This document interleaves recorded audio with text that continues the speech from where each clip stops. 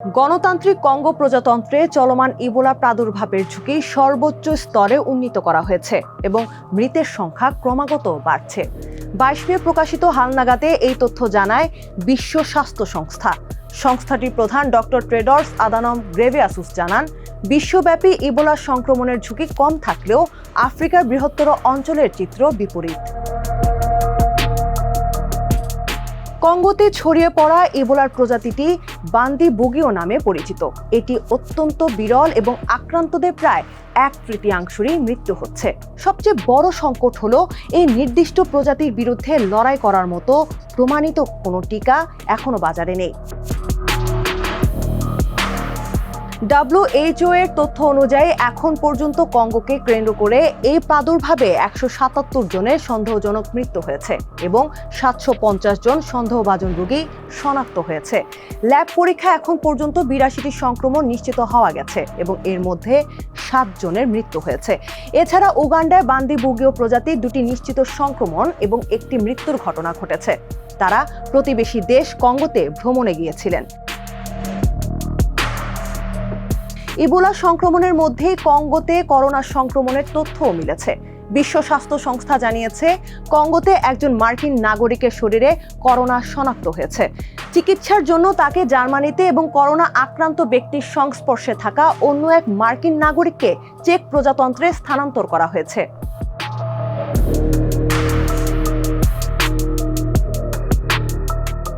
এই পরিস্থিতির মধ্যেই নতুন ইবোলা টিকা তৈরির কাজ করছেন অক্সফোর্ড বিশ্ববিদ্যালয়ের বিজ্ঞানীরা। গবেষকদের আশা 2 থেকে 3 মাসের মধ্যে ক্লিনিক্যাল ট্রায়ালের জন্য প্রস্তুত হতে পারে এটি।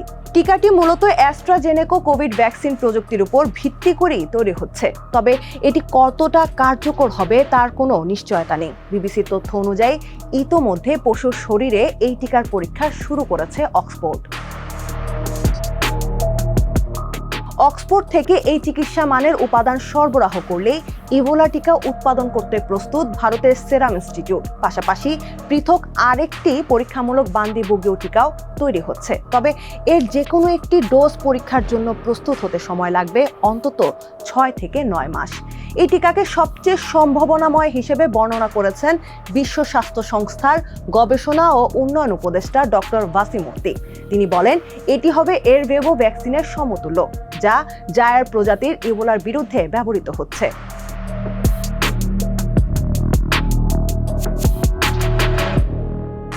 ইবোলা একটি বিরল কিন্তু অত্যন্ত মারাত্মক ভাইরাসজনিত রোগ। এর বান্দি বুগিও প্রজাতি অন্যান্য ইবোলা প্রজাতির তুলনায় কিছুটা কম মারাত্মক। তবু এর বিরলতার কারণে এটি প্রতিরোধের উপায় বা ওষুধ অনেক কম। ইবোলা ভাইরাস সাধারণত প্রাণী, বিশেষ করে বাদুড়ের মাধ্যমে ছড়ায়। তবে সংক্রমিত প্রাণীটিকে শিকার বা স্পর্শ করলে মানুষের শরীরে এই ভাইরাসের প্রাদুর্ভাব শুরু হয়। পরিস্থিতির ভয়াবহতার বিবেচনায় গত 17 মে এই প্রাদুর্ভাবকে আন্তর্জাতিক উদ্বেগের জনস্বাস্থ্য জরুরি অবস্থা হিসেবে ঘোষণা করে বিশ্ব স্বাস্থ্য সংস্থা WHO। তবে তারা জানিয়েছে, রোগটি এখনো মহামারীর পর্যায়ে পৌঁছায়নি।